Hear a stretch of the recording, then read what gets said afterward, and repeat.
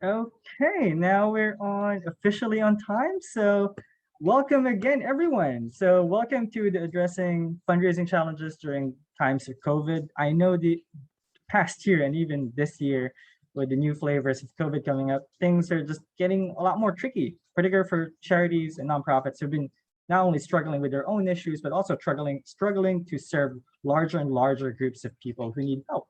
Now, with that, we arranged this amazing panel thanks to Blackbaud and their partners who are going to be sharing with you key feedback that can help you kind of like get through these struggling times, particularly as it relates to financial sustainability and fundraising. Now, before we get started, a quick intro. I am Jed. I'm program manager for Tech Supercross Asia Pacific. As we get started, just a few house rules. One session is recorded. Don't worry if you miss anything, if net becomes choppy, we have your back, we got you covered, and we'll be sending these copies along with the decks after the session. Second, you may be on mute, which is very standard now for webinars. I'm pretty sure you all know that now. If you have questions, we have a Q&A section in the tab. Just feel free to send those there and we'll try to address them at the end of the session. And lastly, this is an open session. Please, there are no such things as stupid questions. Ask away. We don't get amazing panelists as this every day. So please make the most out of this awesome opportunity. So a real quick intro before we dive deep into the meat of the subject. If you are new to TechSoup, so the organization I represent is an international NGO based in San Francisco. Our main goal really is to serve charities all across the world. We're operating in about 236 countries, supporting about 1.2 million NGOs worldwide. And we do that by connecting them to relevant technology solutions, services, learning resources, name it. And we probably will be able to provide you that. You may find your local TechSoup program in the link there. I'll be sharing that again after this session. And I don't want to keep you waiting. There's so much content to go through today. So again, welcome to the Addressing Fundraising Challenges in Times of COVID webinar. We have an amazing panel arranged for you here. All our experts who have worked with nonprofits, whether from positions of philanthropic organizations or actually representing nonprofits themselves. And I don't want to keep you waiting. I want to really pass this now quickly to Rodney, who is our first speaker. So Rodney, you want to take it away?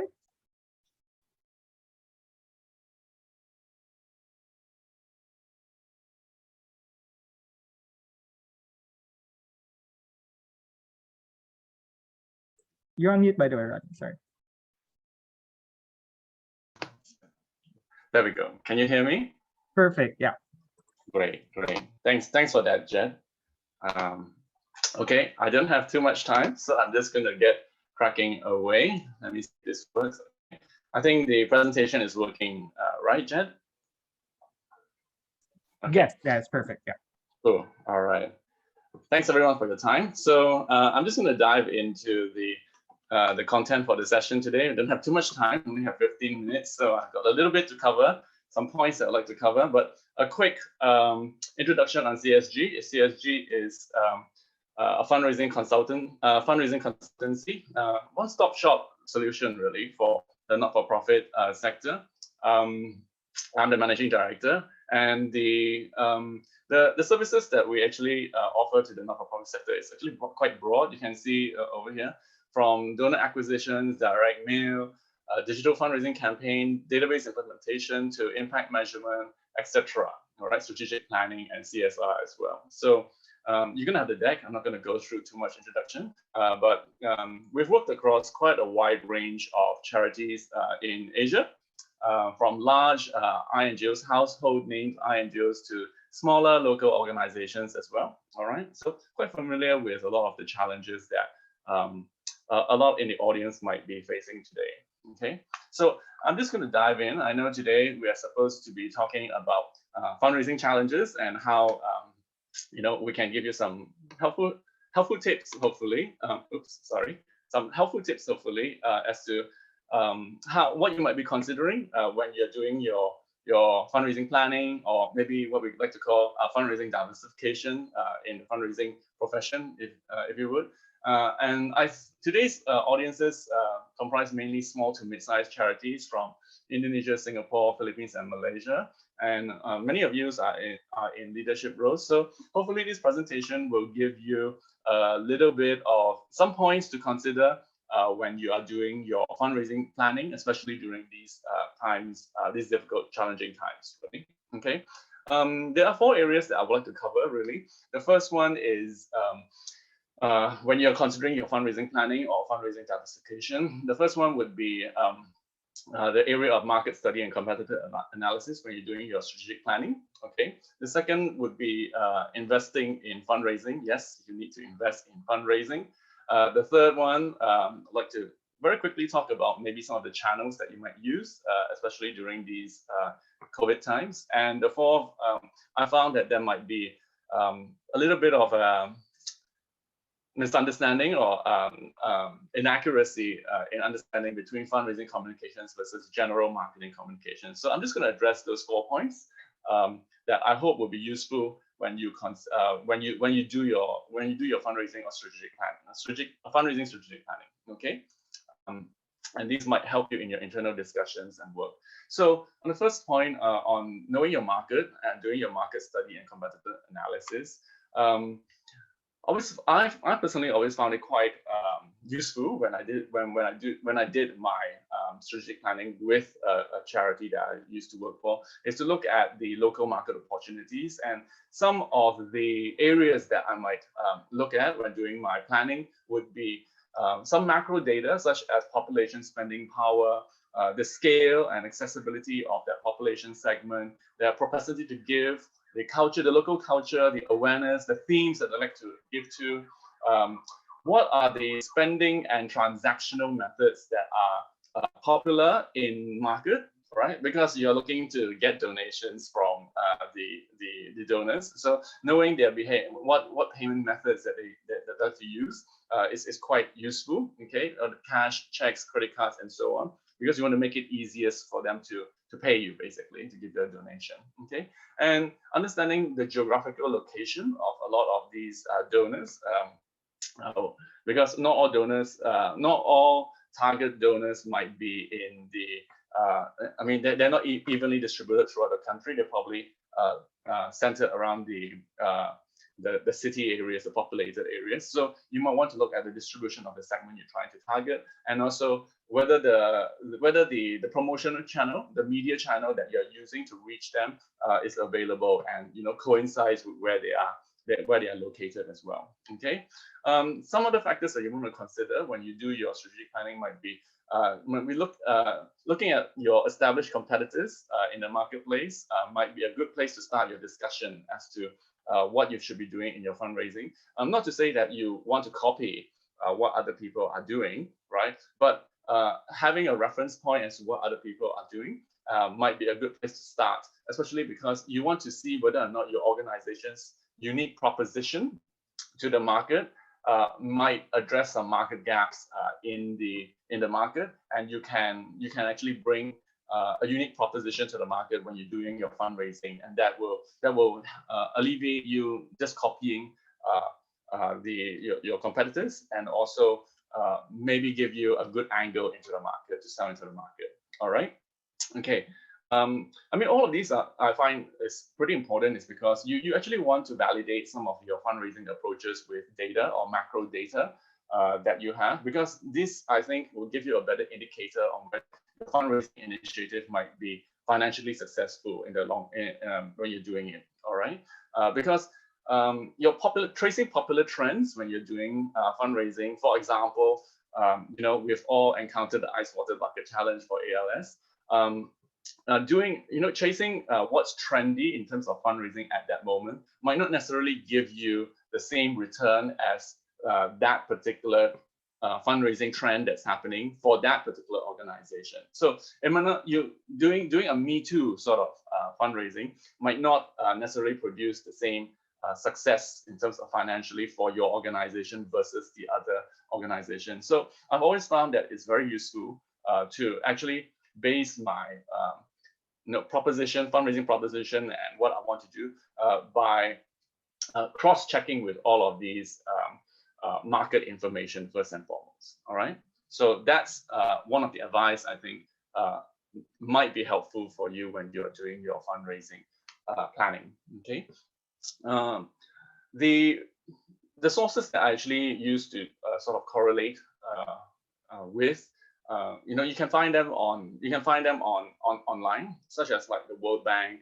I find the Charities Aid Foundation reports that they do globally on each market pretty useful. All right, some of your peer charities annual reports might also be very useful in terms of giving you data as to what is working in market, okay, as well as local charity support bodies or social welfare departments. They also might have data that you might want to reference to see what might help you in your fundraising planning. Okay, and of course, mystery shopping your developed or larger charities might also give you some insight as to how they're doing their fundraising activity. All right. Once you compile all of these data, you might be able to do market studies such as something like this, for example, which we did. I mean, the data is this study is quite a while ago, so I probably will not be stepping on any privacy issues, but confidentiality issues. But you can see here we actually studied, the propensity, what the market size are in Asia, okay, and compared to what is the GDP per capita. So what is the spending power per population size in Asia Pacific as well. So for international NGO, that might be helpful for you to determine if you're going to go in market and which might be a good fundraising market for you. All right. So this is just examples for you to look at as to what macro market data you might want to consider when you're doing your fundraising planning. Okay, so you can, doing market size studies and estimates can give you a good reference points as to which fundraising aspect, individual, government, corporate, might be useful. So you can see standards from the US versus the other Asian markets, where each of these fundraising segments sit in relation to that, and you can judge whether or not that might be an appropriate method for segment to target in your fundraising. Now, in terms of peer studies, I've copied from Hong Kong Red Cross over here. I think this is Winnie's annual report previously. So you can glean quite a lot of information from annual report from your peer annual report. You can see that self-raised funds for Hong Kong Red Cross is about 100 million for 2017, and about 92.5% is in unrestricted donations. So very high proportion of unrestricted donations. And in the annual report, it says that they actually have 40,000 regular donors. All right. So if you do a quick calculation as to, for example, maybe the regular donors give you $150 per month on average, that might estimate give to about 70 million of the 100 million. So estimate maybe Hong Kong Red Cross is getting about 70% of the 100 million from regular donors. I hope Winnie is not going to scold me on this, but some of these projections you might be able to glean from the annual report of your peer charities in market. So Oxfam Hong Kong here, you can see similar here. They say their regular giving is 160 million, and that's 60% of their total funds raised in a year. Okay, so it gives you indicators of where the successful charities are fundraising from. All right, so I think this might be helpful for growing charities looking to diversify their fundraising portfolio. Similar here in Hong Kong Cancer Fund, you see 46% from monthly donors. They actually have 100 over million in a year, and the monthly donation is for the year is about total income donation is about 56 million. Okay, over here. Okay, so that's 46%. So pretty high. If you compile that into like a table of sorts, you can then gives you some direction, maybe, as to where the market is heading. So in Hong Kong, if we look at the charities that is compiled over here, you can see a very high undesignated, lower in terms of designated funding. So more unrestricted to restricted funding. in terms of the fundraising pool, and most of them are coming from individuals. Most of these would probably be coming from individuals and from organizations. And less from organizations. All right. So very quickly, and then my second point, I'm just going to go into my second point. Sorry, I'm going through this very quickly. Growing your organization through investing in fundraising. So I found that a lot of organizations face challenges, especially small to medium size, in terms of getting investment to do their fundraising. You do need investment to do your fundraising, because the campaigns cost money, the creative cost money, etc. And you can't borrow loans from a bank to invest in your operational requirements in a charity because there are no assets for the bank to do a security over. So what you have access to as a charity to invest in fundraising is to look at some of the sources of funding that you might be able to do. For example, external sources would be major donors, foundations, or government.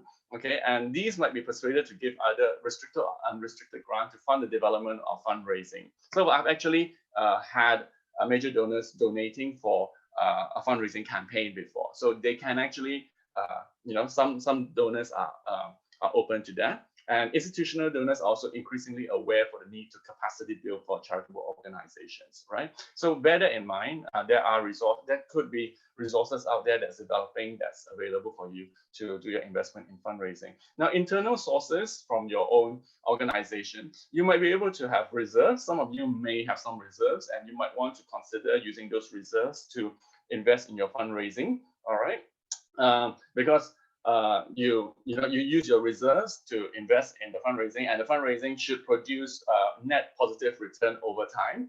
Okay, and then you can pay back basically what you took out from your reserve. Okay, the second point would be if you already have a lot of unrestricted income, then maybe you can invest some of those unrestricted income in your fundraising. The third one would be to maybe you can free up some of your self-funded programs. For example, you're using some of your unrestricted income to fund some of the programs that you cannot find an external funder for, right? But then maybe you can make a bit more effort to look for a designated grant from some of these external funders who don't want to give you undesignated funding. They want to give you designated funding. So you ask them to basically substitute their money, their restricted money, into their program, and you withdraw your unrestricted money that you are funding into that program, and that can give you the investment capability into your fundraising program as well. Okay, so doing all of this would necessarily decrease your organizational fundraising ratio. So you have to be aware that when you increase your investment in fundraising, you're increasing expenditure in what they call admin costs or fundraising costs, right? So that might have a negative external impact on your organization, but this is a short-term investment in the future growth and sustainability of the organization. All right, there are sensitivities around doing that, but it needs to be managed. A conversation probably needs to be had internally to allow that, and maybe to explain to your stakeholders as well why you're doing so. Okay, small organizations usually will have to undergo a phase of higher spending on their operational or administration or fundraising in order to invest in future growth. So it's pretty unavoidable a lot of times. Okay, and the last one would probably be, sometimes we fuse our advocacy and fundraising campaign, because sometimes in your restricted grant there might be budgets for communications campaigns or education campaigns in it. You might be able to fuse your fundraising initiative with some of that advocacy initiative, so you save costs basically. Okay, it's actually subsidizing part of the fundraising campaign costs. All right, but of course, when you do that, the effectiveness of the campaign will usually decrease somewhat. So you have to be a bit careful in terms of saving costs. So these are some of the ideas in which I thought might be helpful for you to consider when you want to do more investment or trying to look for investment in fundraising. Okay, some examples, you can see the UK government, UK aid here are starting to fund capacity building grants for smaller organizations. Okay, the NCSS in Singapore, National Council of Social Services in Singapore, also funds capacity building grants. So they do fund up to 100% of some of the technology developments that's the Go Digital that not-for-profits needs in the Singapore market. All right, and an example here is from Indonesia, the Penabulu Foundation, also doing RCT funding for smaller charities as well. Okay. Now, in terms of the efficiency ratio, there are quite a few articles online as to how to address this conversation internally. Most of them will say, like, if you have a lower fundraising ratio, okay, but you only raise $1 million, but if you increase the fundraising expense by a couple of percentage, you might double your fundraising income. Okay, so you get net revenue, but then with more net revenue, you're able to help more beneficiaries in the longer term. So what's the trade-off? What is that within your organization's mission to help more people? So these are some of the sources of discussions that you might want to look at to start that internal discussion as well. And of course, if you haven't already come across Dan Pelota's TED Talk, where he outlines the way we think about charity is dead wrong, I would recommend that you have a quick look at his video, which is on YouTube as well. Okay, pretty useful. Okay, going to my third point, which is deciding which fundraising channels you should use in the age of COVID-19. This is a very quick one. So pre-COVID-19, a diversified fundraising portfolio might look something like this. This is from Hong Kong, again, data. And this organization would have is pretty face-to-face focus. Most of their income is coming in from face-to-face, over 50%. Face-to-face is the street giving, as you can see, and quite a bit is coming in from corporates and government as well. So this is maybe this is a portfolio pre-COVID-19. But if during COVID-19, you might, of course, we know that social distancing and lockdowns and all of that will have an impact on face-to-face. So you probably would not be able to do face-to-face fundraisings nor events. So events these tools will decrease as a result, and corporate foundations, due to the corporate governments and foundations, due to the economic environment, will very likely have less CSR budgets to give. So all of these funding channels will probably decrease during COVID-19, which means that when you try and look for more money, maybe these channels of individual giving will probably increase as a proportion, such as appeals, online channels and television, so on. Right? It just makes sort of common sense that this is probably the macro situation of how the fundraising will be developed during COVID-19. Okay. Now, my last point would be that, which I hope would be useful, is that we really need to be aware that there is a little bit of a myth that branding or awareness is a prerequisite before you do fundraising. So if you're an unknown organization, you better not do any fundraising because no one knows you and no one will give you any money. But that's not quite true, really. Okay. And the second point is probably that awareness communications is the same as fundraising communications. They really are not. They're very, very different. Okay. And the difference lies between that fundraising and awareness or branding communications is that in fundraising communications, there's always a call to action in it, okay? And the messaging, the call to action is always primarily to drive revenue, not brand or recall, okay? So that's the objective of the communication. And there is no multiple messaging objective in the same communication piece, all right? Because if you have mixed messaging or multiple messaging in the same communication piece, you decrease the piece effectiveness, all right? So the entire piece in a fundraising piece is geared towards revenue generation, getting the donor to do a call to action and to take an action to donate and to support, right? Not for education, not for awareness, not for brand, and not for advocacy, all right? So you have to be very aware that there are distinct communication or marketing approaches within fundraising here. So you shouldn't confuse the two, okay? And most of the time, fundraising pieces demonstrate the need of the beneficiaries because you're asking money for a specific purpose, okay? Not a specific purpose, but for to help certain people, basically. So you need to demonstrate the need a lot of the time. So awareness or branding might not do that a lot of the time, okay? And fundraising communications are very data tracked. You'll be able to calculate what is the ROI over time for that fundraising piece, your return on investment on that piece, and they usually produce a net positive return over time. So fundraising communications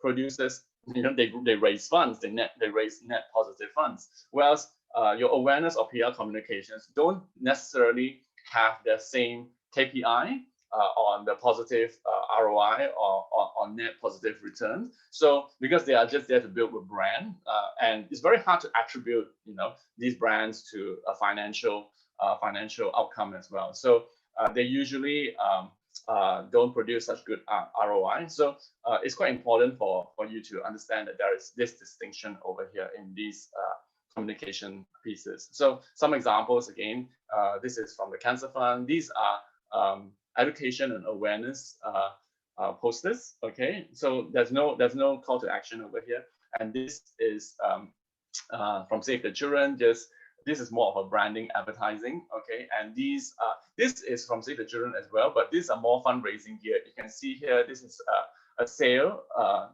This is a piece for selling the ring. So it's actually fundraising for the charity and a bit of branding here as well. And this is a pure fundraising piece because it's asking people to take action to pledge to save the children. Okay. Other fundraising communications, it will probably include something like this: direct marketing, direct mailing. This is from Red Cross again. Winnie, don't kill me. So just some pieces over here, a quick one, and digital acquisition campaigns from Justice Center.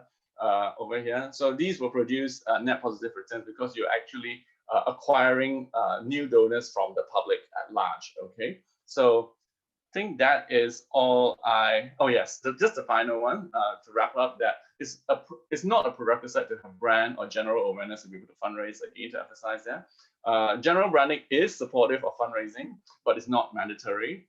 But then your fundraising communications can also help drive up your brand awareness. So, if you're doing fundraising communications, it doesn't mean that there is no brand awareness. There is, okay? And the distinction is important because, when you're investing in fundraising or marketing, you want to make sure that you want to prioritize which type of communication you're actually investing in, because some types gives you positive net returns, some types don't, all right? So that's all I have for today. I hope that was helpful. These are the points that I think might help you as a growing organization. Over back to you, Jeff. Hope I didn't go over time. Thanks, Rodney. That was very insightful. That was a lot of content, to be honest. I do have to pass this along now quickly to Winnie. So Rodney, if you could just quickly stop the screen share. Winnie, if you could start yours. I would like you all to meet Winnie. She has represented Hong Kong Red Cross, now works as a kind of like a freelance in terms of supporting other local charities through fundraising. And she'll be walking us through the importance of having a proper strategy and the difference of a strategy and a plan. So Winnie, on to you. Okay, thanks very much, Jade. Hi, everyone. I will share my screen first before I started, okay? See if it's okay first. And you hear me, and let me do it. Perfect, yes. You see that? You see the plan, right? Okay, yes. Very Thanks, good. Winnie. But I would like to start from the very first one. Where is it? Okay, here we go. Okay, you hear me well, right? Okay. Yes, Good. we do. Okay, so I'm Winnie, and I work in I think Jade already introduced me a bit, but I do want to spare a few minutes with you about me and what I am right now. So I have been in the NGO industry and also the NPO, which is the nonprofit organization. I've been here for working in around more than 25 years. And for my past 13 years, I was with the Hong Kong Red Cross. And I developed for them a fundraising strategy, which I think they are still using it and developing further nowadays. And what I am right now, okay, so after with the Hong Kong Red Cross, before the Hong Kong Red Cross, I was actually working for another local NGOs as well. And after the Hong Kong Red Cross, I retired from the role since last year. And now I am an emergency foster home parent taking care of needy children and referred by the Social Welfare Department, which is a government department in Hong Kong. And I stay home most of the time to stay with, to teach and then to stay with the emergency needed kids. So from back end, I go to the front end. From back end as a fundraiser, I go to the front end right now, from the front to the front right now. So this is me, and as I want to stay with the NGO industry, and I learned pretty a lot in the past 10 or 20 years. So I would like to become I'm now also a pro bono fundraising advisor to some of the smaller NGOs in Hong Kong as well. So I hope my experience I can share with you what I have gone through for this so many years. And so this is about me, okay? And before I start, I would like actually for this section, I would like to talk more about the fundraising strategy. So what have I developed for the Hong Kong Red Cross, or what did I see in my other roles as well? So I will share as much as I can to you. But before that, before we talk about the fundraising strategy, I always hear NGOs talking about fundraising plan. And they use, a lot of times I hear that fundraising strategy are interchangeably used as fundraising plan. So is there a difference? I would like to bring out the difference first so that we are on the same line when we talk about the strategy. So for me, fundraising strategy, as I would like to tell my colleagues in the past as well, I usually let them know that strategy gives you the direction of your organization. So it is not just a fundraising strategy, but this fundraising strategy is telling you that how you should generate donation over a short period of time, over a medium term or a long term. And the fundraising strategy is a very important thing that it doesn't stand by itself. It's not just a standalone fundraising strategy, but it has to be part of your organization's strategic plan, just like the one that I have shown here. It is not a separate two-circle thing. It's inside your organization's strategic plan. And inside there, you find your fundraising strategy. And the fundraising strategy, therefore, is a very important and integral part of your organization's strategic plan, because your organization's strategic plan tells you what kind of service direction that you want to be, how much resource that you would need. That means how much money that you would need at the end, right? And what kind of service direction that your organization would steer towards. But at the same time, it also gives you, at the same time, we mean that is the fundraising strategy is helping this strategic plan to materialize. You're materializing the strategic plan of your whole organization. So remember, when you are in this, it's very important to me, because a lot of times when I talk with my other departments, when I was in the Hong Kong Red Cross, they think that, oh, okay, you are a fundraiser, you are a fundraising department, you are all separate. Okay, all I need is I need money from you. I need donation from outside. But I do not, your plan is, I don't care your plan. What plan you have, I don't care. You just get me the money that you can get. This is not the way to do fundraising. Fundraising, I always have to remind the whole department and also the whole Hong Kong Red Cross that it is a strategic plan. It is part of the strategic plan that everyone should know about it. Okay, so strategy is looking for something big, macro. But then what is a plan? A plan is, for me, is more specific. It's like an outline of the year-round fundraising activities. It's like a timetable with all your events planned, your details, how you want to do the promotion, how you want to do the communication strategy or communication schedule. It's like a schedule of what you will do. So from the strategy, you will down to the plan. If you don't have a fundraising strategy, you are heading anywhere to your fundraising plan, and it is not a very strategical fundraising plan. So I think we are on the same line right now. The strategy is something big, macro, steers the direction over a period of time of how you get donation.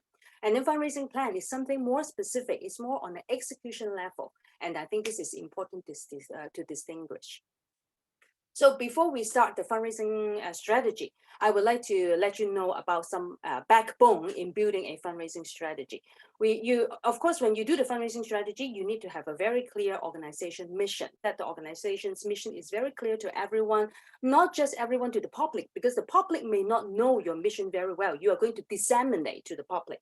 The thing is, your board and your staff and your colleagues, everyone inside the organization has to be very, very clear about the organization mission so that you can disseminate and communicate outside and then get outside people's, and then to appeal to the public, to outside people as well. And you do need to have a very sound case for support. Why people need to support you. There are so many organizations which are very similar, might be very similar to you, offering very similar services that you are offering right now. And then that's the reason why they have to support you. Or you would say, oh, my service is very unique. Nobody can compare with me because I'm so unique and different. Then why? Why people need to support your services, your unique services? So there's a sound case of support before you do a fundraising strategy that you need to get it ready and then prepare. And of course, as I said, the strategic plan of the organization is a very important part of the strategy that you plan for your fundraising. So you need to know your organization's needs very well. You need to know the organization's service initiation and service direction. Why we pick the service as we want to pick, and what is the financial implications, what resources, how much donation or in time that you need, that the organization need, and what is the timeline. You cannot say that, oh, I need it tomorrow, I need it next month. You need to have a timeline from the organization in order to plan how your fundraising strategy could match with the organization's needs. So in the short run and in the long run, you need to know your organization very well. Because I observe in the past 20 years, I observed when I first get into the NGO industry, and then I first get into the Hong Kong Red Cross as well, and honestly.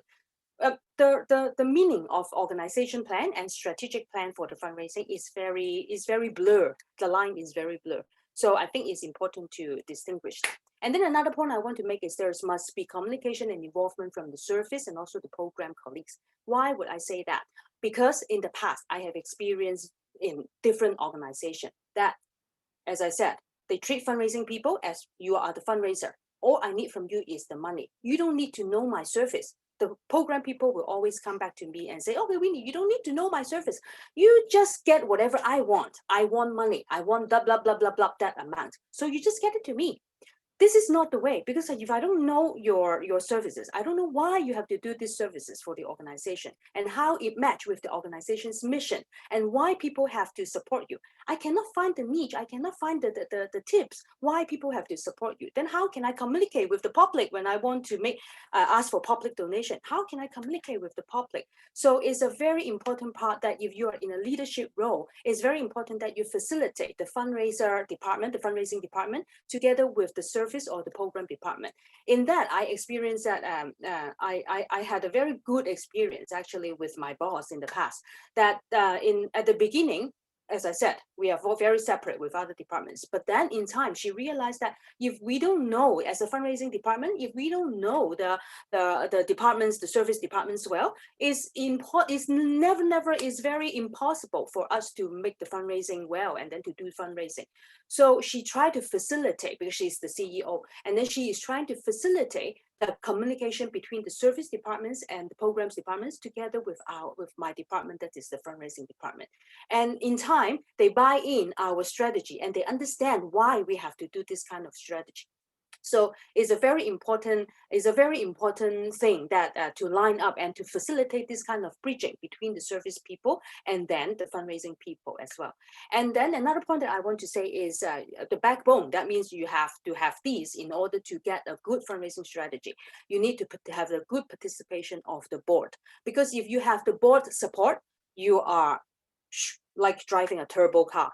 If you don't have the board support and the board doesn't understand why you have this kind of fundraising strategy, you are like facing a lot of roadblocks in between, and your turbo, even if you are driving a turbo, you cannot be moving along very well, of course. So once the board buy in and understand the fundraising strategy, they have the ownership. They sense that, okay, they have to help, and they understand why the organization has to face that direction. Then they have this kind of ownership built, and then everything will be more smooth. So these are the things that I think is a very important backbone before you start thinking of a fundraising strategy.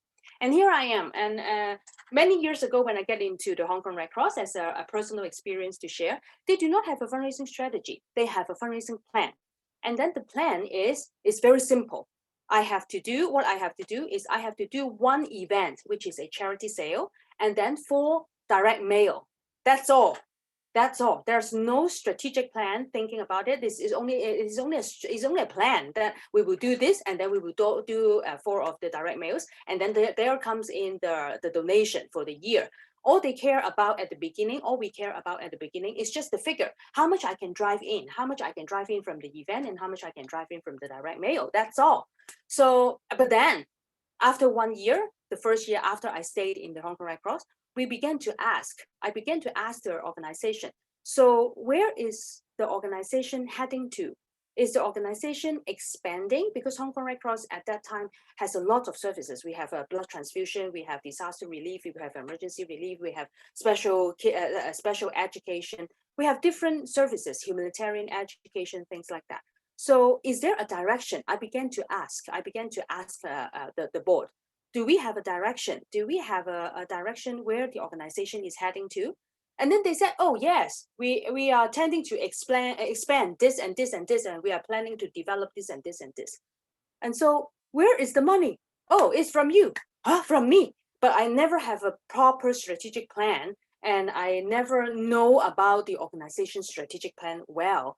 So once I get to know that I need to raise a certain expansion in the donation that I have to raise for Hong Kong Red Cross, then I start to ask, okay, I need the fundraising strategy. But all I need is, as I said, I need to know the organization strategy, a strategic plan first. What is the direction? And you have to tell me, what is your plan of the need?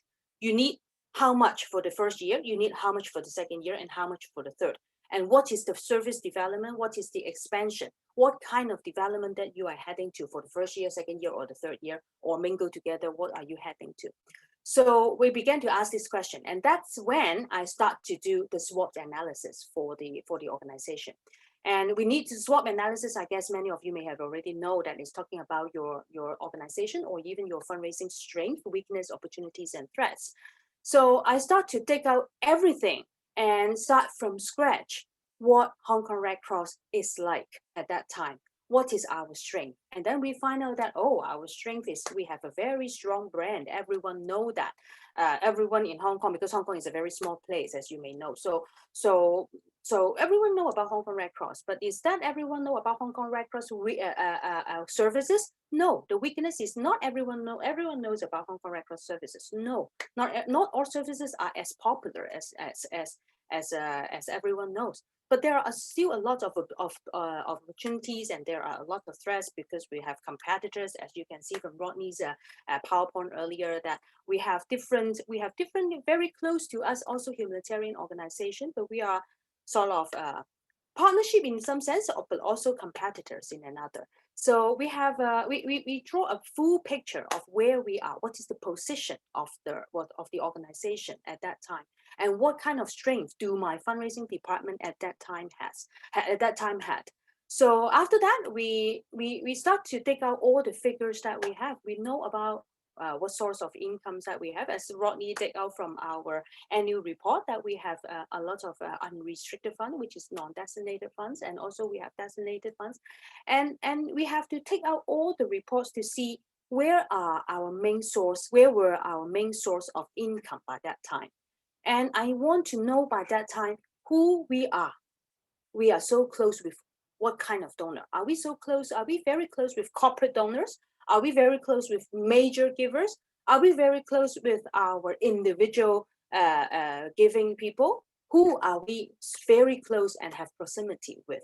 And what are their contribution of the whole picture of the donation for the Red Cross? And I also want to know, and I also at that time, because there's a fundraising strategy, so we have to plan what is the objective of the fundraising strategy. And the thing is, we have to draw many reports to come out and see if we can find the trend. But then, of course, we can find some trend. But that was the first time I can vividly remember that was the very first time that I draw out everything. And I start to know that a very good database is very important. And that's also matched with Rodney's point that investment is needed for fundraising.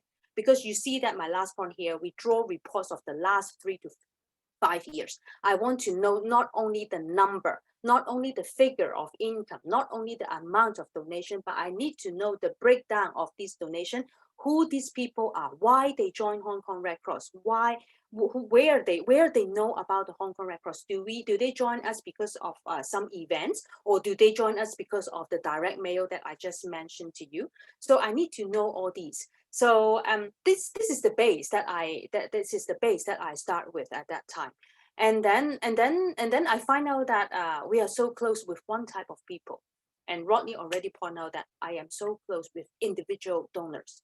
So at that time, a lot of our individual donors, they are actually monthly givers.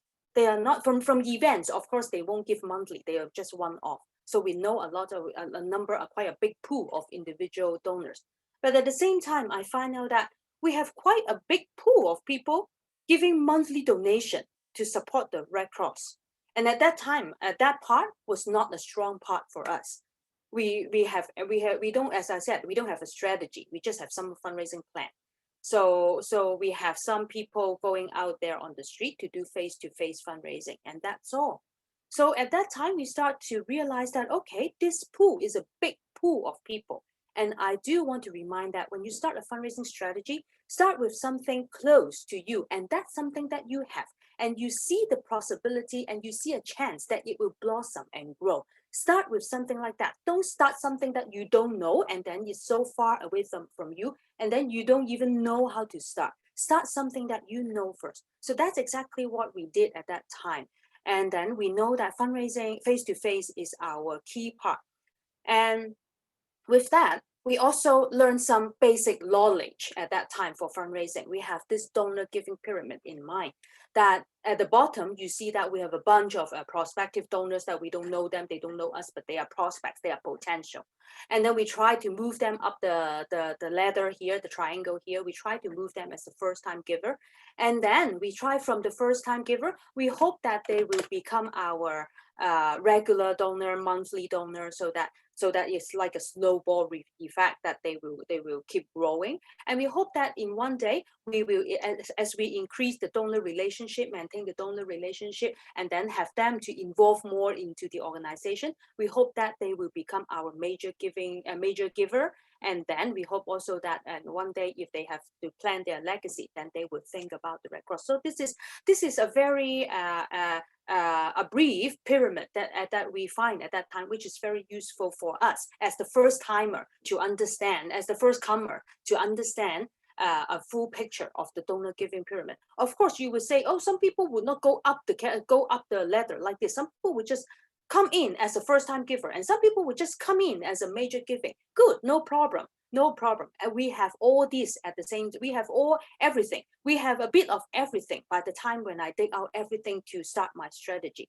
I have a bit of everything here. So, but the thing is, I have a big pool of people who are regular donors, who are regular giver. And we know that as a regular giver, they repeat their donation. Of course, there might be some attrition, there might be some dropping out every year. But then a lot of people, they will continue and then to do the monthly donation.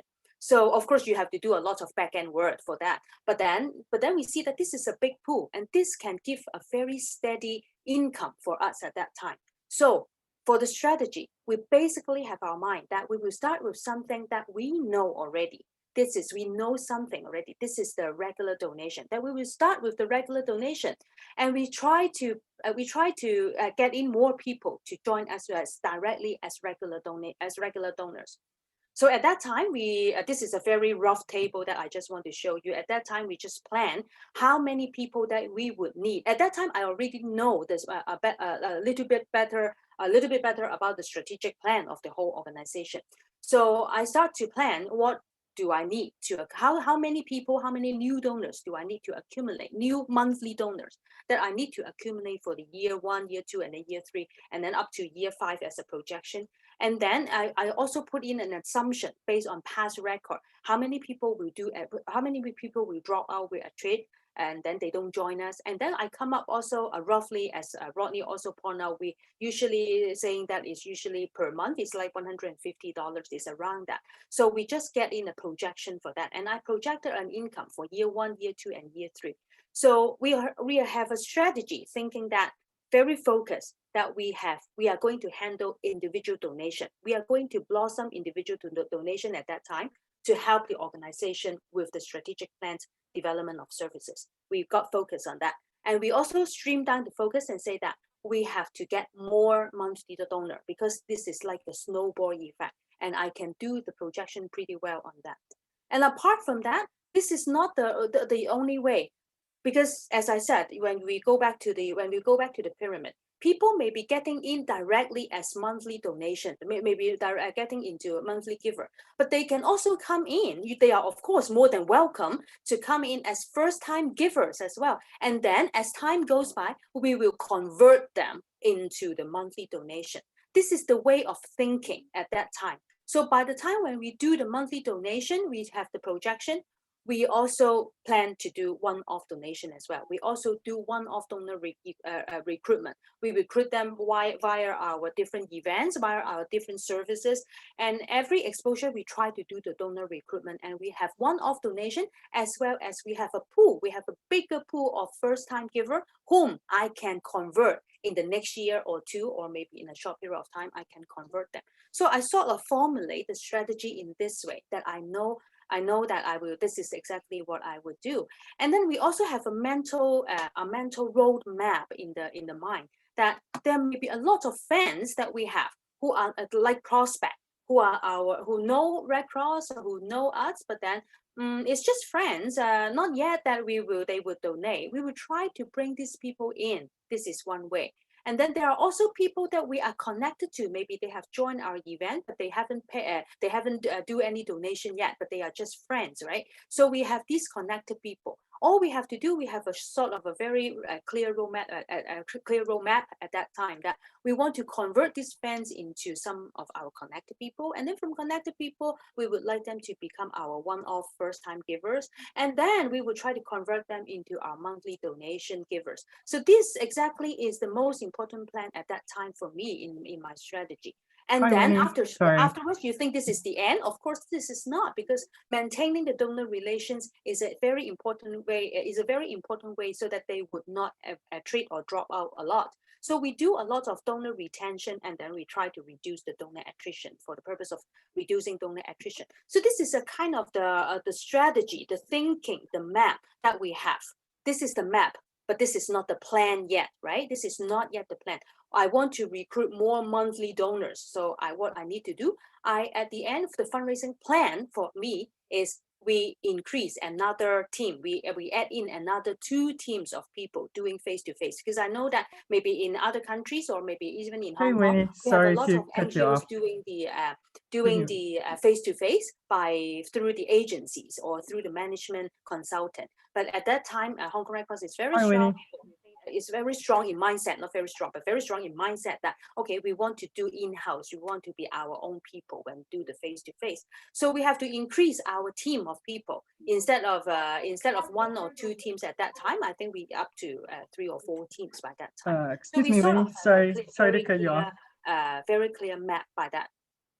Sorry, Winnie. And Sorry to then interject. finally, Sorry, Winnie. Sorry to interject. We're running a bit we're running low on time. So okay. Sorry. We'll try to catch back. We'll try to circle back to that at the end of the session. I'm really sorry, but we do have to pass on to the next speaker. Oh, okay. Sorry. And again, thank you very much, Winnie. That was really, really insightful. We will circle back to that at the end of the session, but we do need to pass this on to Leontine. Sorry, Leontine. So again, we've heard from Rodney the diversification, necessary investments, Winnie in terms of strategies. We now have to pass it on to Leontine, who's experienced both from the UN agencies and also from nonprofits. She's going to give us a good understanding of how to better manage relationships, which is also essential in terms of fundraising. So Leontine, I'll passing it on to you. Thank you. And thank you to Winnie and Rodney. That was extremely insightful. And I think if anything, we've gotten the big message that fundraising is a gigantic topic.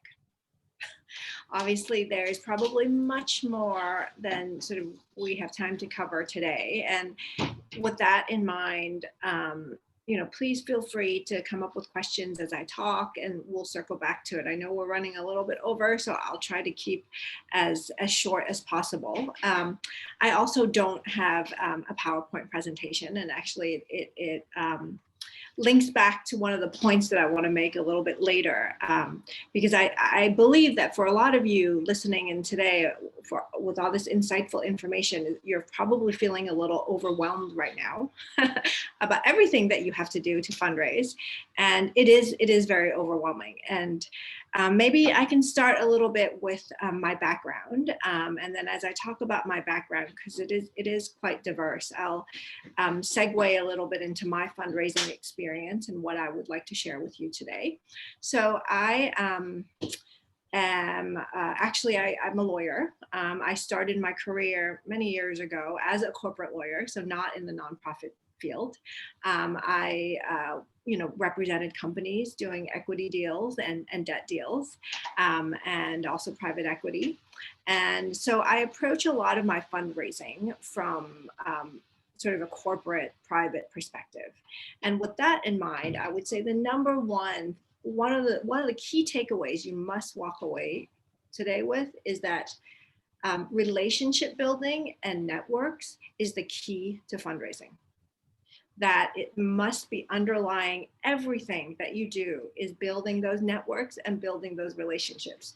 Even if you're in a conversation with somebody that technically is not related to fundraising, in the back of your mind, you need to be building brand awareness. You need to be talking about your cause. You need to be talking about your nonprofit and the work that you do, because you never know what that other person might be able to link for you.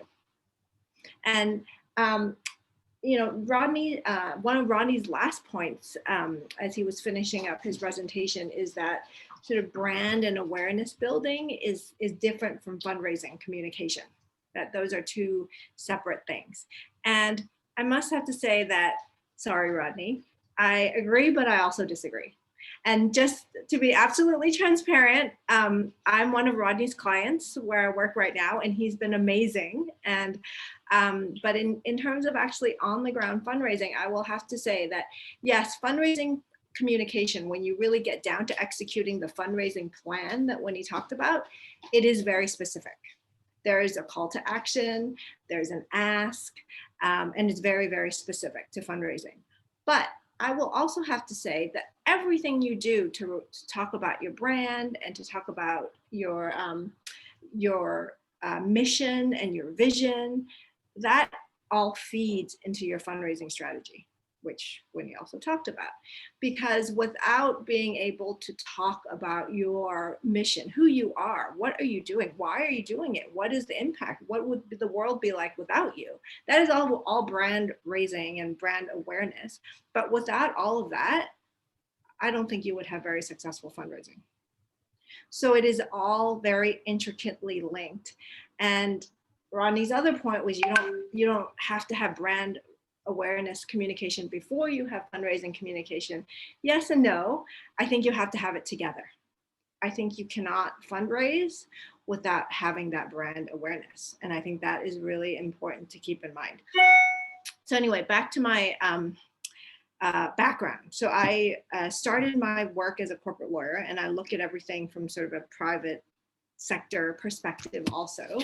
The importance of building relationships and the importance of transparency about the work that you do to your funders. All that comes from my sort of years of corporate background. But then I left the corporate sector and I went and worked for the United Nations High Commissioner for Refugees, where I did refugee status determination, nothing to do with fundraising at UNHCR. 10 years with UNHCR, a lot of program experience, but nothing to do with fundraising. Because in those huge, and I know we have mostly small and medium-sized NGOs today, but in sort of huge agencies like the UN, HCR, fundraising is a completely separate department, but also, as Winnie mentioned, for the Red Cross, fundraising has a lot of communication with the programs team to understand what is it that we do. So when I was at the UNHCR, though I didn't actually go out and fundraise or execute any part of the fundraising plan, I did actually spend a lot of time with fundraising department to explain what it is that I do, right? Working with refugees. Because they, as Winnie said, they needed to understand what I do in order to go do what they needed to do, which is to talk to donors, to do the face-to-face campaigns, to do the school visits, to do the communications. So my job was basically to educate them on what I did so that they were keenly aware of what I did so that they could do their job. So, again, everything has to be intricately linked. So when I left the UNHCR, I went to an absolutely opposite type of organization. I went to a very small NGO. It's actually an international NGO. It's called PILNet, the Global Network for Public Interest Law. And we had operations all over the world based in New York. And what we did was we worked with nonprofits to provide pro bono legal support to them. So it was a legal agency, given my legal background. And we also did a lot of sort of community work in the countries where we worked on sort of community legal issues, and sort of hosting workshops to talk about legal issues that the community might be interested in. So at that organization, I ran the office in Hong Kong. So I was the director, and we had a fundraising manager, but the fundraising manager was based in New York and covered fundraising for the entire organization. And we had operations we only had about 12 people around the world, but we had operations in Europe and in Russia and in Asia. So in terms of the fundraising that I did there, is a little bit different than the fundraising that Rodney and Winnie have been talking about, because they've been talking a lot about sort of direct marketing to individuals in your community or high net worth individuals, exactly, et cetera, et cetera. At PhilNet, the majority of what I did was fundraise with institutions and corporates and foundations, private family foundations, both international ones as well as local ones in Hong Kong. So I focus most of my time trying to raise money in Hong Kong for PhilNet Hong Kong and our programs in Hong Kong. And there, again, networking is the backbone. Like, how did I know who I was going to fundraise from? I had to talk to other nonprofits in the sector, like to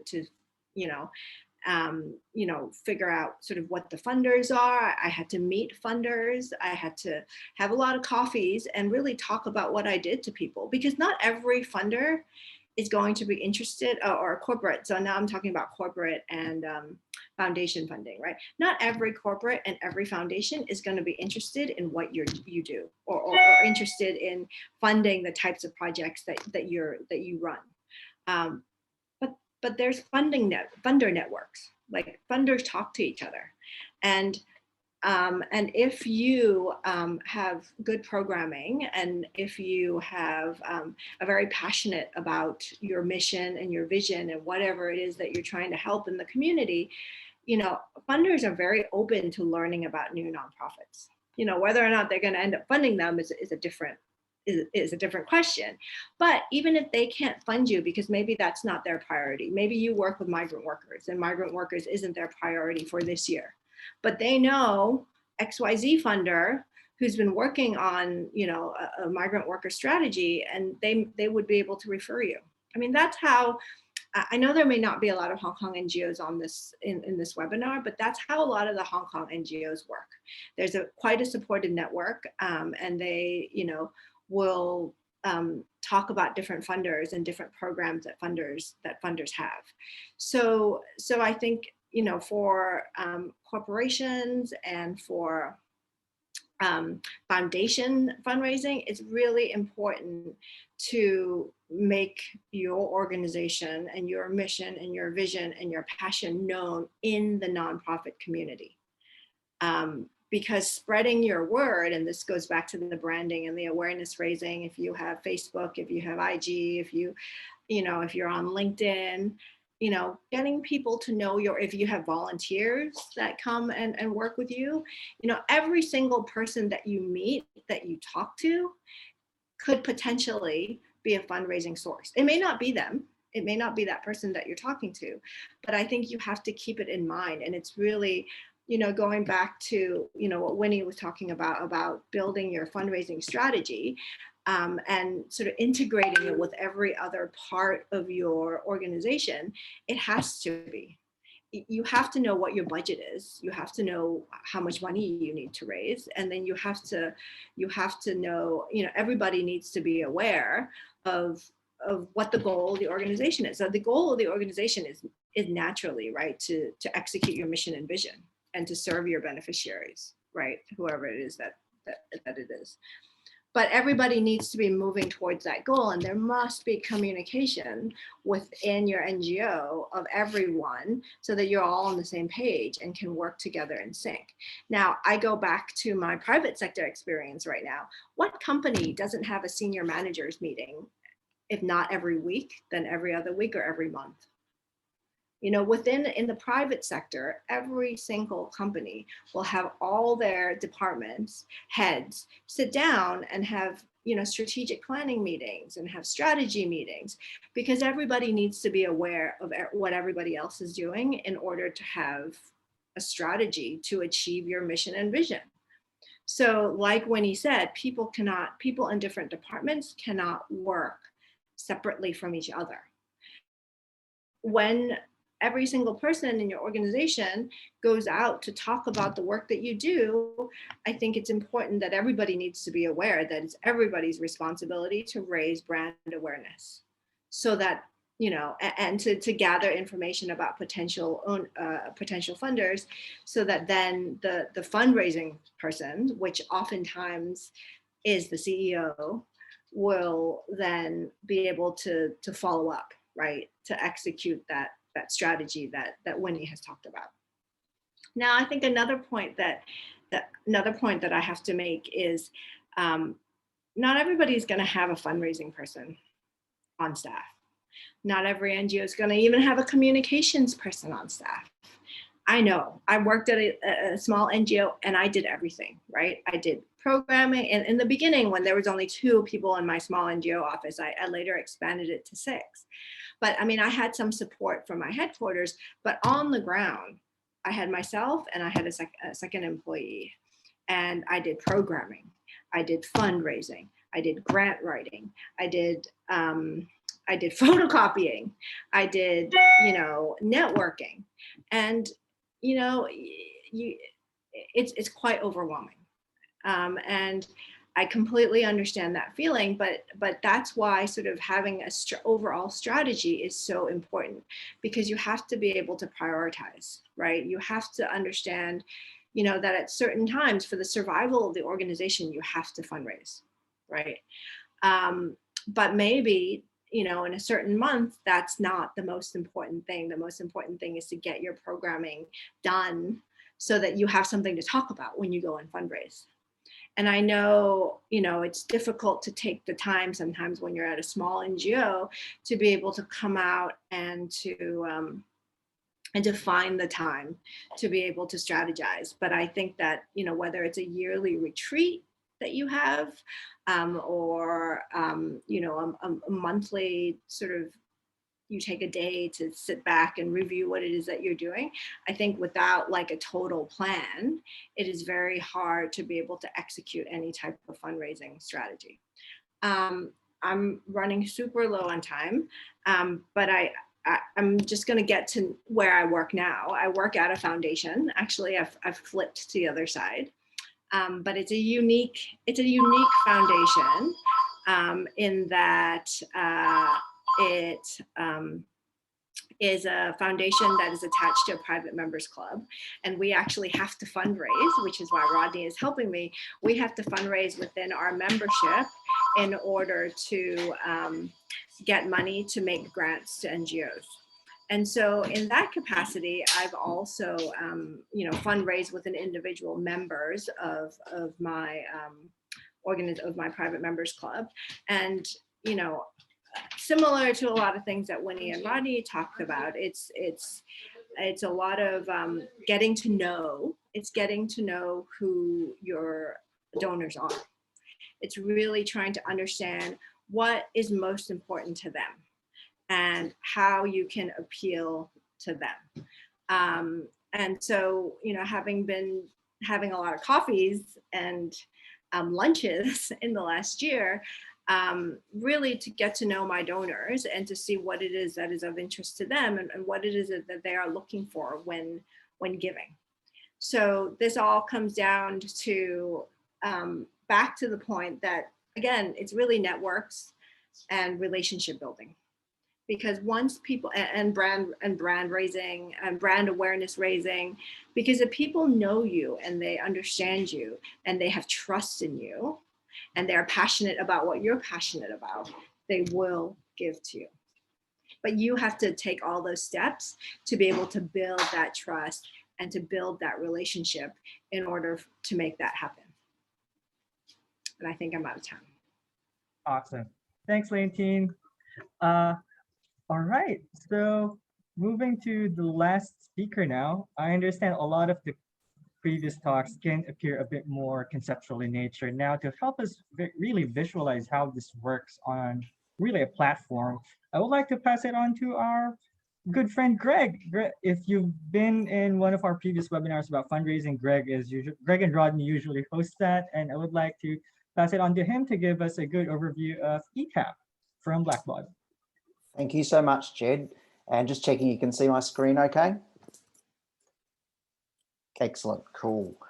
Alrighty, so diversification strategy, building relationships, really key. And I guess really happy to have Leontine be one of our customers who's implemented eTapestry. So really working with Rodney to make that investment. So what sort of difference does an investment make in a fundraising CRM? So really what it's all about, I think it's pretty simple. Many small organizations are grappling with becoming more efficient, as you know, if they want to grow and have aspirations to broaden their programs, it's about efficiencies. And if there's a lot of time spent manipulating data, you know, that's taking you away from executing on your strategy. It's taking you away from building your relationships. It means you've got less time to really strategically diversify your fundraising, which is the key topics our presenters have talked about today. So really at the heart of why a fundraising CRM, it's all about addressing those things. From best practice, built-in best practice for fundraising, to managing all your stakeholders.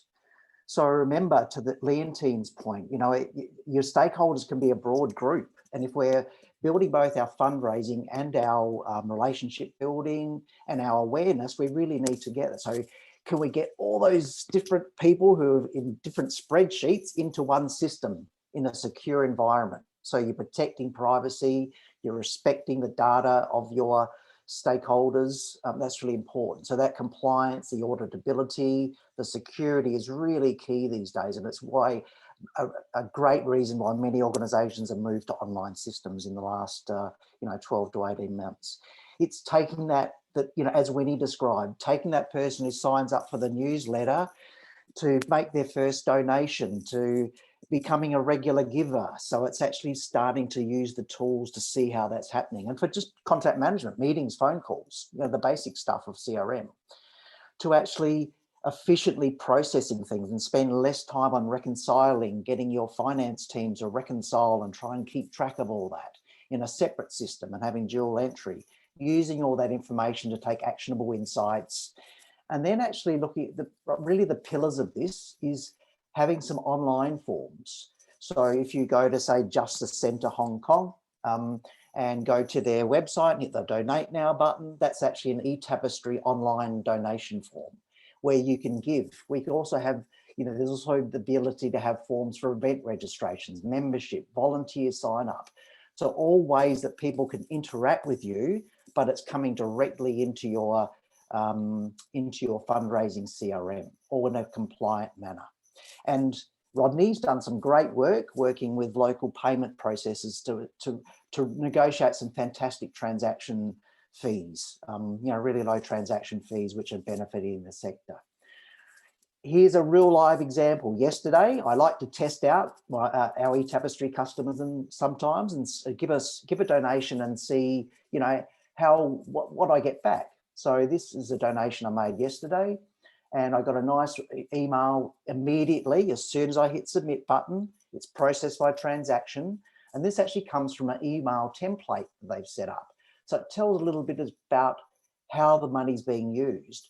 Now, to Winnie's point, isn't it powerful if you could work with a program service team to draw out the impact, tell the stories, and as soon as I hit that submit button, I get a quick story back about that impact. So that's really an immediate way, but it's fully efficient because it's automated.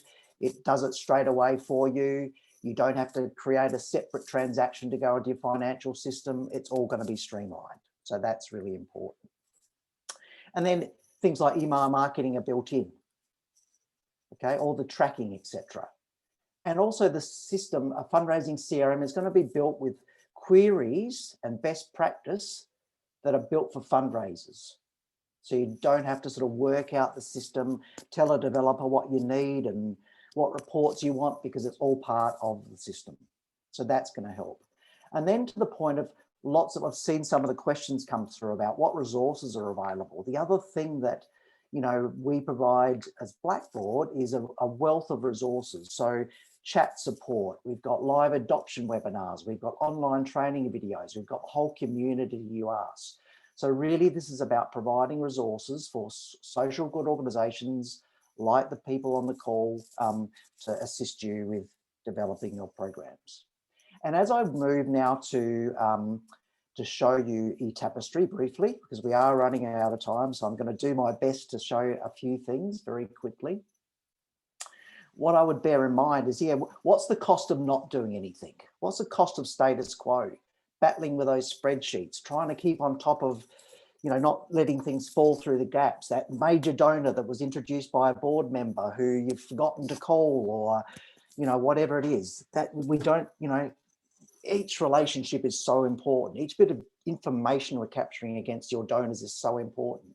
So how do we make the most of that?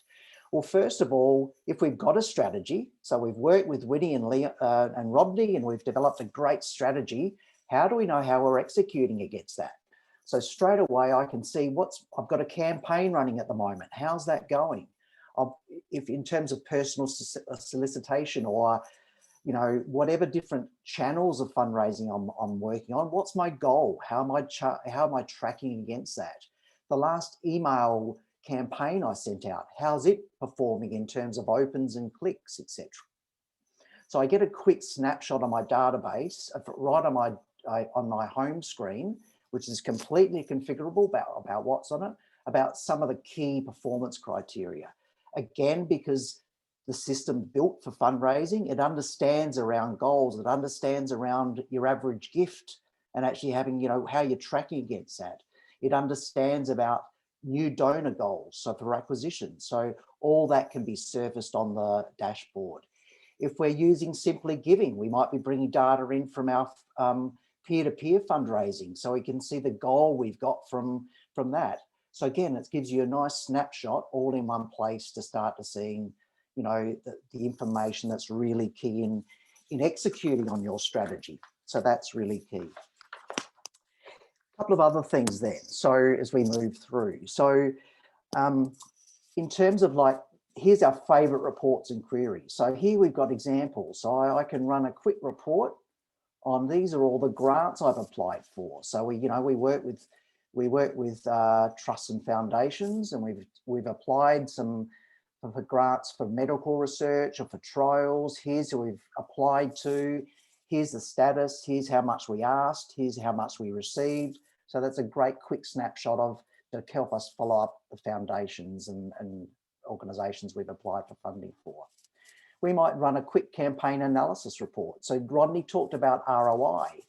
How do we look at the ROI across our campaigns? So let's run a quick report, and we'll see the different campaigns listed, and we'll see the amount raised, etc. So here we go. Now again, this is a demo database. There's a lot of data, but you know, we've got an acquisition campaign, we've got an annual campaign, we've got our Friends of Pinnacle campaign.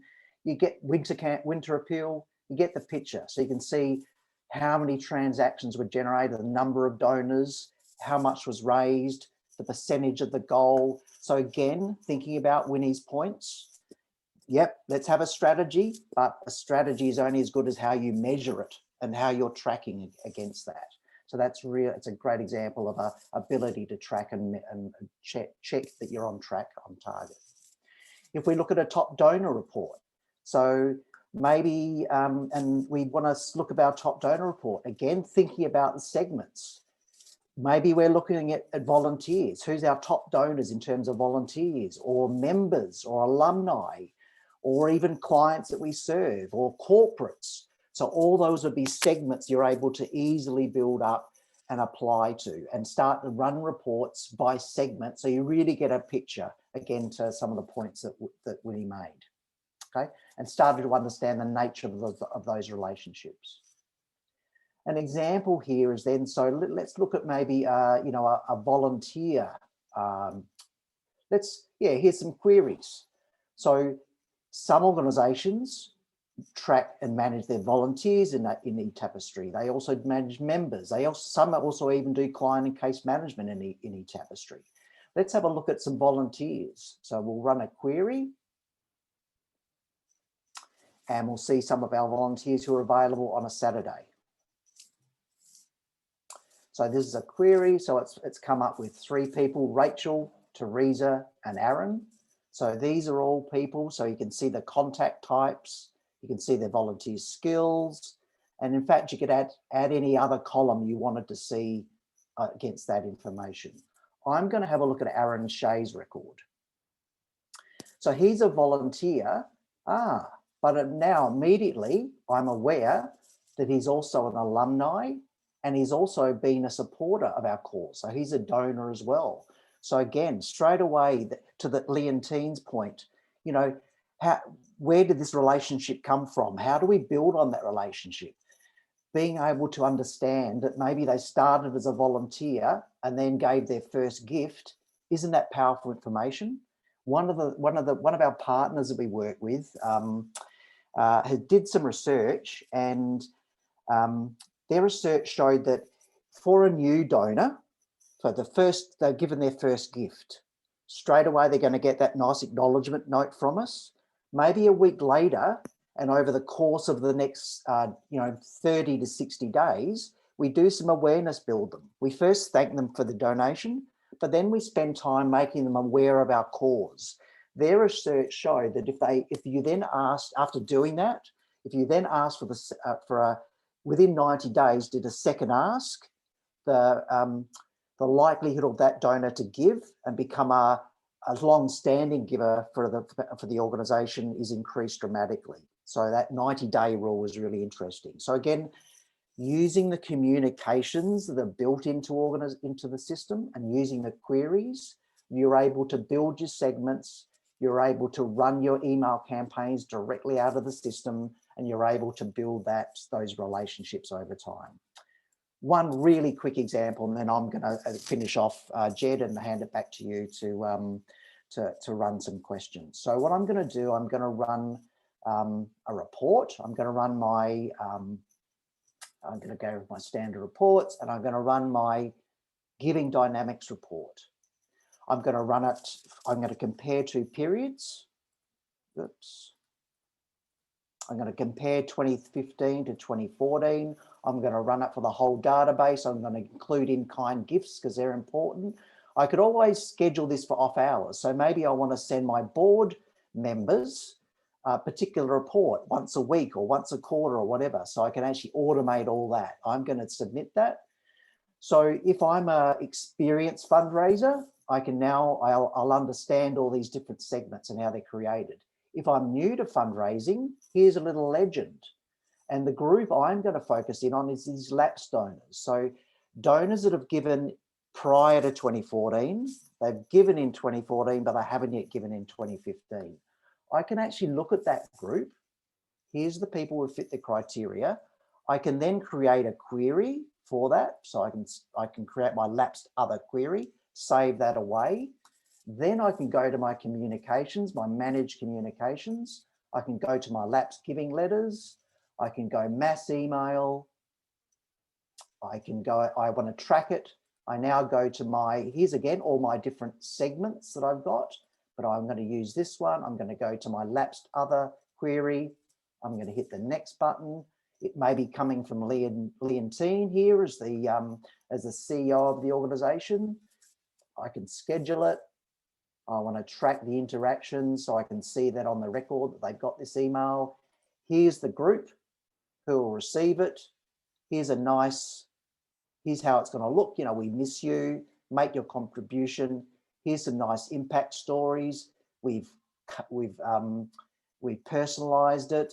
And if we hit send, that'll get a nice lapse donor follow-up process done.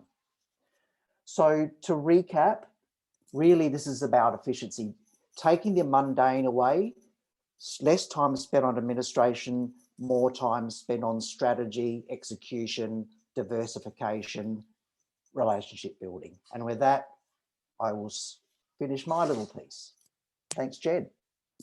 Thank you very much, Greg.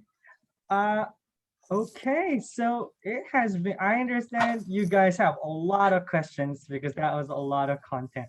Before we head into your insightful questions, just a really quick reminder, nonprofits that are eligible in TechSoup can apply for 25% discounts on eTapestry. We'll be sending the instructions over the follow-up email. I won't go too much into that. I'll send you the instructions and the links.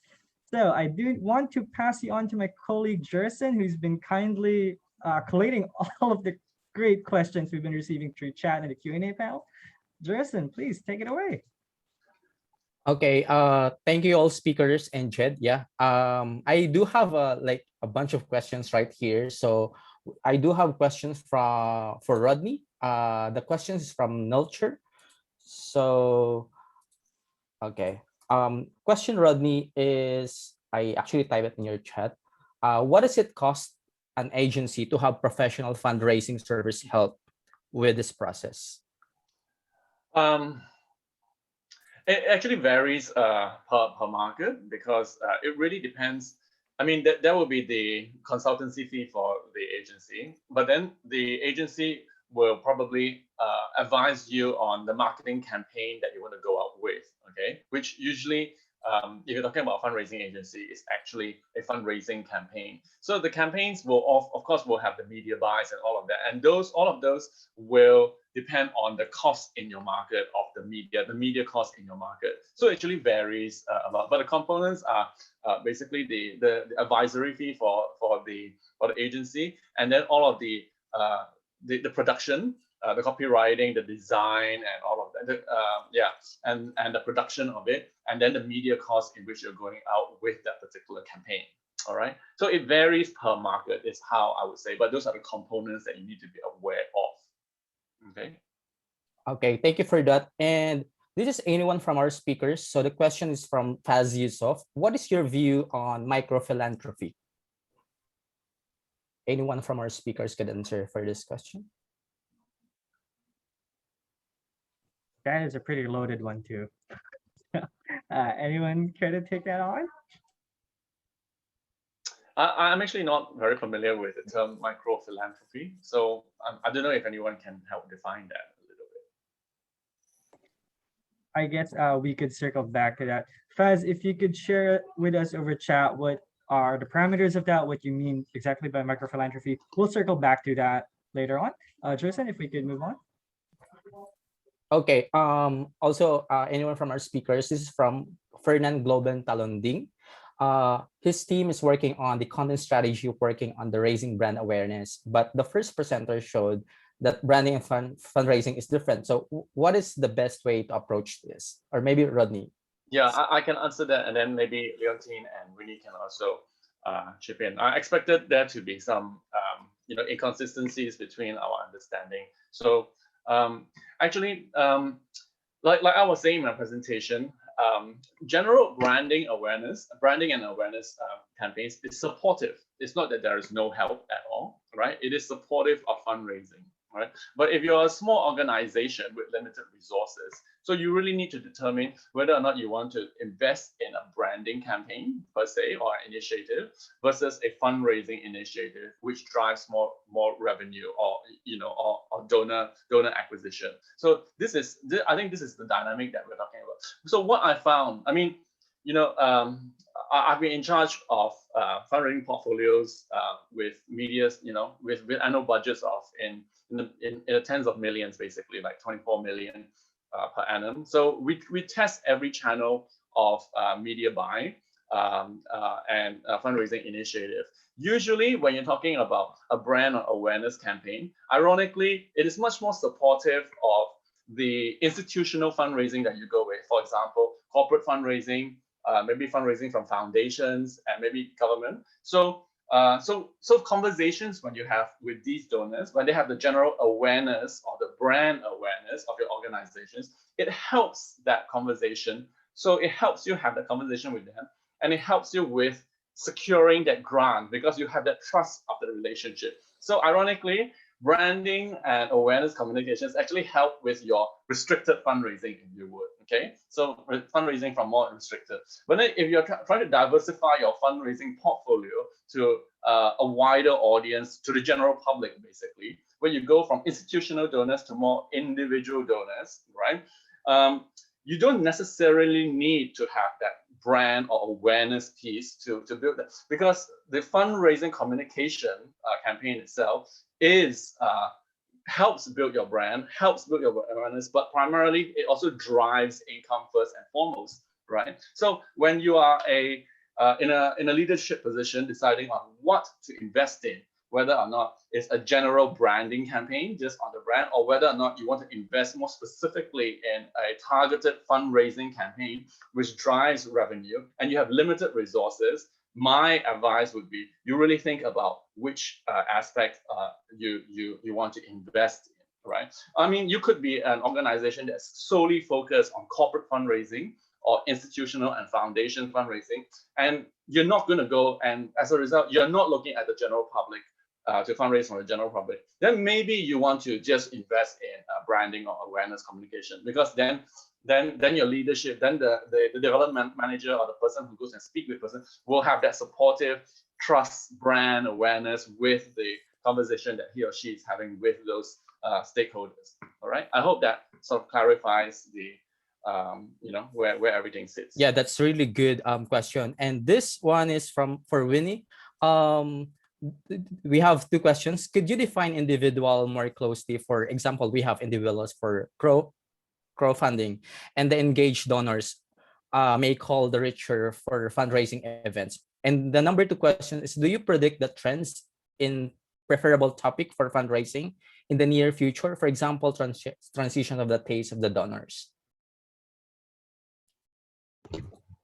Okay, for me, when we define the individual donors, we basically define them as long as they are. At that time we only define individual donors and corporate donors. Apart from the government or the grants or things like that, it's only individual and then the corporate. So there are only two types for me. And then within the individual donors, we divide them into one-time giver, and then some of the individual will be the regular givers, as I said, the monthly givers.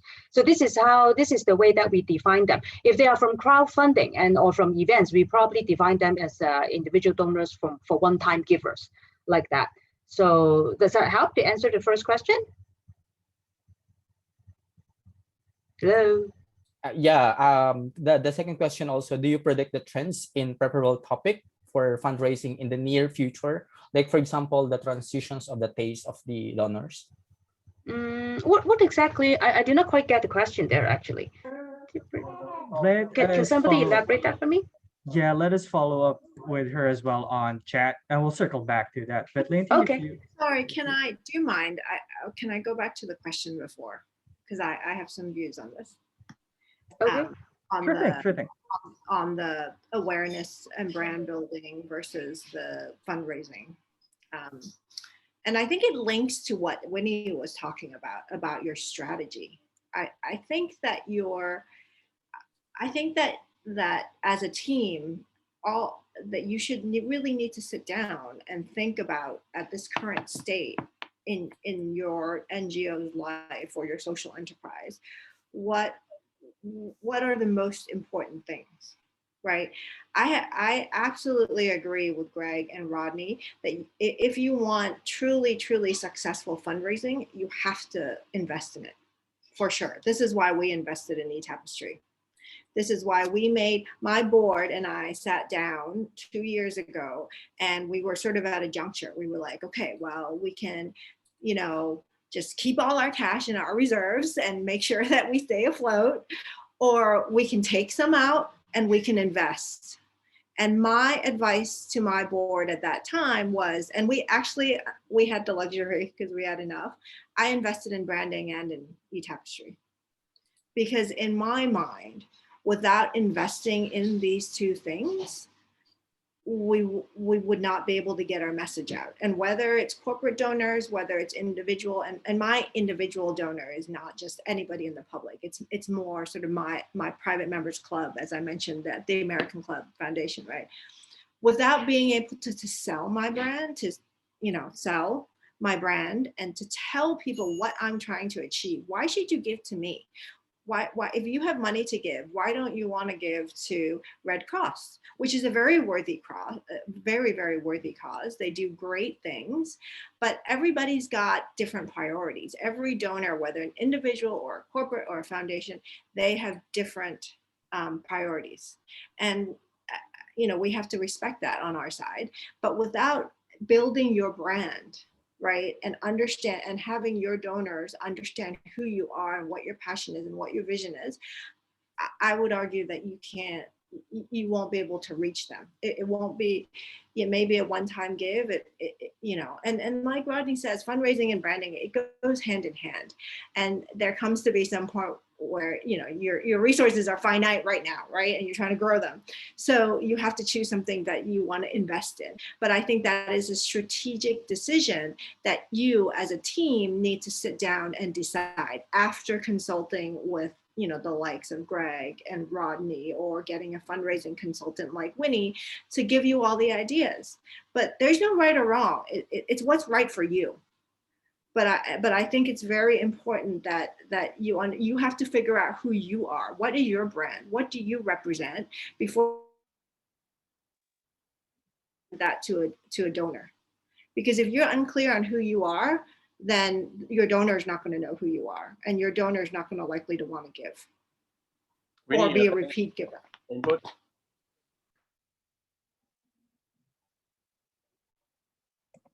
Okay. Yeah, we have another question from Leonie Time, Midnight Pun Kaset Wadhana. So anyone from our speakers, what are your personal tips for smaller nonprofits to tackling fundraising, especially to smaller teams?